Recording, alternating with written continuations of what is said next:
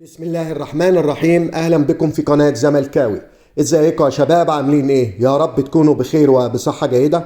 النهاردة عندنا فيديو مهم جدا، فيا ريت لو عجبك الفيديو تعمل لايك وتشترك في القناة وتفعل زر الجرس علشان يوصل لك كل جديد. المواضيع اللي احنا هنتكلم فيها النهاردة هي ليلة تاريخية للزملكاوية، هتاف الجماهير لفتوح، تصريحات والد مصطفى الزناري، استبعاد المدرب البرتغالي باولو سوزا. السلام عليكم. هذه هي شخصية الزمالك الذي أرادها الجمهور، فوز أسطوري، فوز في وقته بعد انهيار لهذا الفريق. نقطة إجادة لعواد، نقطة إجادة لأوباما، نقطة إجادة لمعتمد جمال. الزمالك يدهس بيراميدز ويصل إلى نهائي الكاس ويلاقي الأهلي. قبل المباراة كنت تقول الزمالك يخسر، ولكن بعد ما قدم اللاعبون كل هذا المجهود ما كانش ينفع يخسر المباراة. أن يعود الزمالك 3 مرات بعد تأخره بالنتيجة فهذا يعتبر تاريخي. حتى في ضربات الترجيح الزمالك تأخر ولكن عاد عن طريق عواد. عودة الزمالك 3 مرات له دلالة مهمة جدا، إن فيه روح في الفريق، وده يعطي أفضلية للفريق، إن الفريق مش عايز يخسر، إن الزمالك عنده أفضلية فنية، إن الزمالك عنده أفضلية ذهنية، إن الأخلاق والمبادئ والالتزام أهم من كل البطولات. والزمالك لما التزم قدر يفوز. الزمالك لعب مباراة كبيرة أمام فريق كله نجوم، سواء الأساسيين أو اللي قاعدين على الدكة. الزمالك لعب مباراة الدكة فيها بتاعه فاضية، حتى اضطر الزمالك ان يلعب سامسون اكونولا وعبد الله جمعة ومحمد عبد الشافي اللي هم بقالهم سنين ما لعبوش كورة.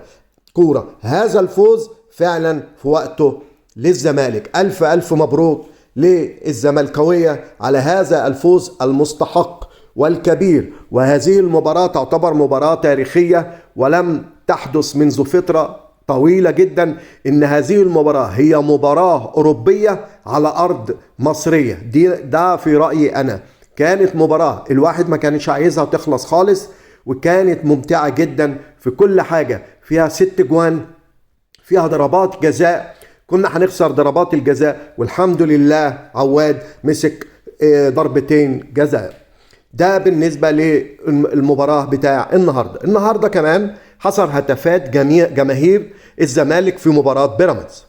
شن جماهير الزمالك هجوم كبير جدا على الثلاثي أحمد فتوح، مصطفى الزناري، ومحمد صبحي، وبالتحديد أحمد فتوح. طبعا هتافات كانت عبارة عن قالوا ايه؟ حق النادي ما فيهوش معلش، الزمالك ما بيتهددش، يا سكران افتح عينك، زي ما عملناك هنعمل غيرك.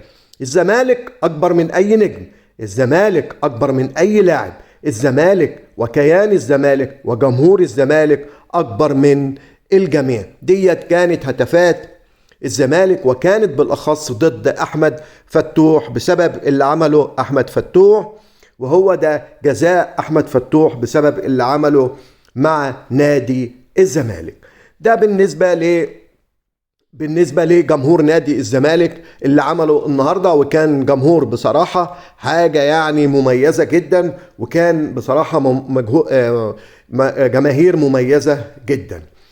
هنتكلم في الموضوع اللي بعد كده، هو والد اللاعب مصطفى الزناري لاعب الفريق. أبوه أو والده تكلم عن أزمة نجله. والد الزناري أكد في تصريحاته إن هو مصدوم بما يحدث لنجله، فنجله يعشق شيء اسمه الزمالك، والعائلة كلها قال إن هي زملكاوية. كل الناس تعرف إن اللاعب واحد هو سبب الأزمة لرغبته في الرحيل عن الزمالك. وأنا لن أتحدث الآن، سأتحدث في الوقت المناسب عندما تهدأ الأمور. أتمنى الآن أن تهدأ الأمور ما بين كل الأطراف. نجلي لم يفتعل أي أزمة كما يتردد، ولكن كل الكلام ده أنا عايز أسأله سؤال واحد: ابنك ساب المعسكر ولا لأ؟ لا، ابنه ساب المعسكر. ابنك رجع المعسكر الساعة 2 الصبح أو 3 الصبح ولا لأ؟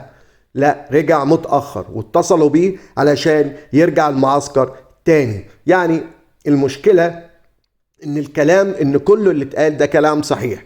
ابنك ما التزمش بقواعد نادي الزمالك، وخرج وسهر ورجع بعد ما اتصلوا بيه ان هو يرجع. وهي دي المشكلة الحقيقية. يبقى لازم تسأل نفسك الاول، ابنك عمل الحاجات ديت ولا ما عملش الحاجات ديت؟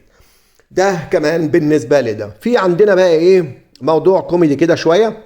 مهيب عبد الهادي وحديثه عن المدير الفني للزمالك. علق مهيب عبد الهادي على ملف المدير الفني المنتظر لنادي الزمالك.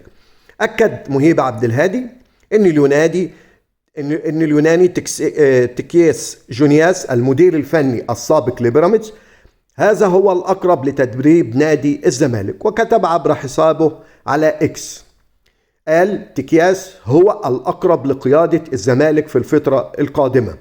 طبعا أنا متأكد من حاجة واحدة، إن المعلومة ديت غير صحيحة خالص، وإنه هو بيقول أي كلام، وإنه راجل بيهجس. يعني أنا ما عنديش إحساس إن حتى نادي الزمالك حاطه في قائمة المدربين اللي بيدور عليهم. دلوقتي الموضوع المهم هو استبعاد اسم البرتغالي. كشف مصدر من نادي الزمالك حقيقة ما قيل عن التفاوض مع البرتغالي باولو سوزا ضمن الاسماء المرشحة لتدريب الزمالك. المصدر أكد ان البرتغالي باولو سوزا كان اسم بالفعل من الاسماء المرشحة لتدريب الزمالك، ولكن تم استبعاده، حيث انه وبالنظر الى السيرة الذاتية الخاصة به تبين انه عمل من قبل في دولة الكيان، ولذا تقرر استبعاده من قائمة الترشيحات على ان يتم البحث عن مدير فني جديد. واكد المصدر ان المدير الفني الجديد لابد ان يكون اسم مميز وصاحب سيرة ذاتية قوية ولديه طموح لعمل شيء مع الفريق الأبيض. يعني هنا الكلام ده كان في اتجاه ان احنا نجيب البرتغالي ده باولو سوزا، ولكن اكتشفنا من السيرة الذاتية بتاعته ان هو بيعمل عمل قبل اشتغل مدرب بعد كده في دولة الكيان، ولذلك تم استبعاده بالكامل من القائمة اللي هي كانت مترشحة انها تقود نادي الزمالك.